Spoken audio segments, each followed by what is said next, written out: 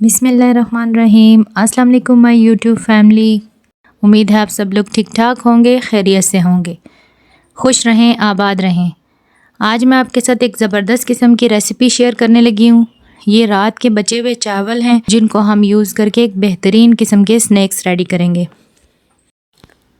अच्छा, ये जो चावल बचे हुए हैं इसको हमने जो है वो मैश कर लेना है अच्छे तरीके से। चाहे आप मैशर की मदद से मैश कर लें, हाथों से मैश कर लें या फिर आप ब्लेंडर से मैश कर लें। मकसद सिर्फ़ और सिर्फ हमने चावलों को अच्छे तरीके से मैश करना है।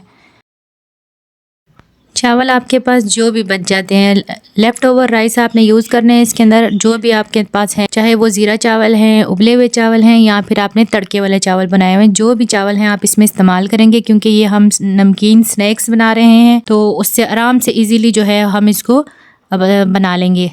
अच्छा, ये देखें चावल जो है वो मैंने मैश करना शुरू कर दिए हैं। चावलों को हम अच्छे तरीके से मैश कर लेंगे और अपने किचन से ही हम जो है वो कुछ इंग्रेडिएंट्स इसके अंदर ऐड करेंगे। ये आप यकीन माने, अगर आपने ये स्नैक्स बनाए और आप इसको मेहमानों के सामने रखेंगे ना तो भी आपको इतना अच्छा फ़ील होगा, मेहमान इतने ज़्यादा खुश हो जाएंगे, आपको ये कोई भी नहीं कह सकेगा कि ये आपने बचे हुए चावलों से बनाए हैं। अच्छा, ये देखिए मैंने इसके अंदर जो है वो प्याज, टमाटर और बंद गोभी और हरी मिर्चें हैं, ये सब चीज़ें मैंने जो है वो चॉप करके इसके अंदर जो है वो ऐड कर दी हैं।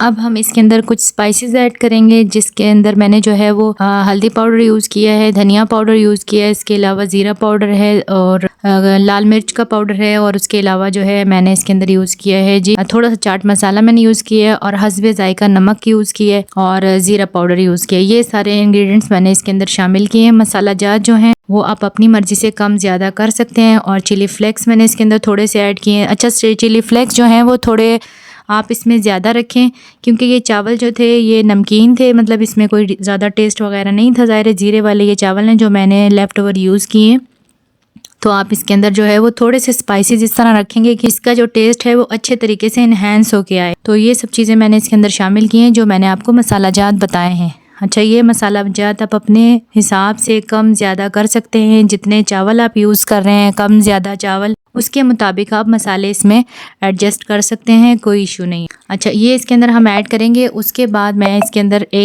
दो इंग्रेडिएंट्स इसके अंदर और डालने वाली हूँ। 2 टेबलस्पून वो ब्रेड क्रम्स हैं और उसके अलावा जो है वो 1 टेबलस्पून मैंने इसके अंदर जो है वो गंदम का आटा शामिल किया है। आप चाहें तो कॉर्नफ्लावर भी शामिल कर सकते हैं। इस स्टेज पे हमने इसके अंदर 1 एग यूज़ करना है। अच्छा, ये भी मैं आपको इसी तरह बता दूं, अगर आपके चावलों की क्वांटिटी ज़्यादा है तो फिर आप एग जो है वो 2 भी यूज़ कर सकते हैं। मेरे पास जो ये क्वांटिटी है ये 1.5 कप जो है वो राइस थे, जो लेफ़्ट ओवर राइस थे वो मैंने इसके अंदर यूज़ किए हैं, तो उसके मुताबिक 1 एग यूज़ किया है मैंने। और अगर आप जो है वो आपके राइस ज़्यादा हैं तो आप उसके अंदर फिर एग जो है वो 2 इस्तेमाल कर सकते हैं, कोई इशू नहीं है। अच्छी तरह मिक्स कर लेना है और उसके बाद फिर हमने जो है इसको मिक्स करने के बाद एक हाथों पे जो है वो कुकिंग ऑयल लगाकर तो फिर इससे हमने जो है वो इसको जो भी आप शेप देना चाहें, चाहे बॉल की शेप दे लें, चाहे आप जो है वो कबाब की शेप दे लें, जिस तरह की मर्ज़ी आप शेप इसको दे लें अपनी मर्ज़ी से। अच्छा, दूसरे तरफ जो है वो मैंने कुकिंग ऑयल एक पैन में डाल के गर्म करने के लिए रख दिया है और थोड़ा थोड़ा सा इससे मसाला लेते जाएंगे और छोटे छोटे से जो है इससे कबाब रेडी कर लेंगे और इसको आराम से जो है वो एक कबाब की शक्ल दे लेंगे। शेप आप अपनी मर्ज़ी से जो आपको अच्छी लगती है वो आप इसकी दे लें, कोई मसला नहीं है। ये बिल्कुल भी नहीं टूटते, इतने ज़बरदस्त तरीके से इतने अच्छे फ्राई होते हैं कि आप यकीन माने इतना। हालांकि मैंने सिर्फ 1 टेबलस्पून इसमें जो है वो मैदा इस्तेमाल किया है। अच्छा, ये देखें ये रेडी हो चुके हैं। इस तरीके से हम एक एक करके बना लेंगे और इसके अंदर जो है वो कुकिंग ऑयल में डाल देंगे। अच्छा, कुकिंग ऑयल मैंने जो है वो बहुत ज़्यादा यूज़ नहीं किया, ये हमने जो है वो बिल्कुल शैलो फ्राई की तरह फ्राई करने हैं। बहुत ज़्यादा हमने इसको जो है वो कुकिंग ऑयल नहीं डालना क्योंकि हम इसको डीप फ्राई नहीं कर रहे। तो बस ये देखें शैलो फ्राई से थोड़ा सा मैंने ज़्यादा जो है वो इसके अंदर कुकिंग ऑयल लिया है और इसको बहुत आसानी से जो है उठा के पलट लेते हैं, ज़रा भी नहीं टूटते ये। और इसको जो है खूबसूरत सा गोल्डन कलर आने तक हम इनको जो है वो फ्राई करेंगे। अच्छा, ये जो इसके नीचे मैंने आंच जो है वो तकरीबन लो टू मीडियम आपने रखनी है, इससे ज़्यादा नहीं रखनी, ताकि हमने इसके अंदर जो है वो कॉर्नफ्लावर का इस्तेमाल किया है तो ताकि वो, और अंडे का यूज़ किया है ताकि वो अंदर से अच्छे तरीके से पक जाएँ। चावल तो हमारे ज़ाहिर है पहले से पके हुए हैं, लेकिन ये जो इंग्रेडिएंट्स हैं इसका कच्चापन ख़त्म हो जाए, जो हमने मसाला जात वगैरह ऐड किए हैं। अगर आप इसको लो टू मीडियम आंच पे बनाएंगे तो बहुत ज़्यादा अच्छे बनते हैं, क्रिस्पी बनेंगे, बहुत ज़बरदस्त बनेंगे।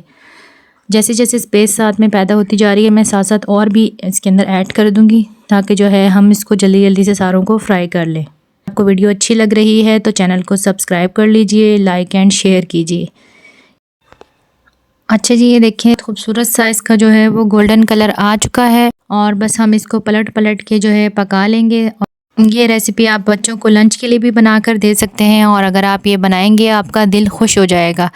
बचे हुए चावल अक्सर पड़े रह जाते हैं, वो ख़राब हो जाते हैं, हम उसको फेंक देते हैं, कोई नहीं खाता दोबारा। तो ये आप उससे बनाएं, एक न्यू डिश बनेगी जो कि आंखों को अच्छी लगेगी तो जाहिर सी बात है खाने को खुद ब खुद दिल करेगा।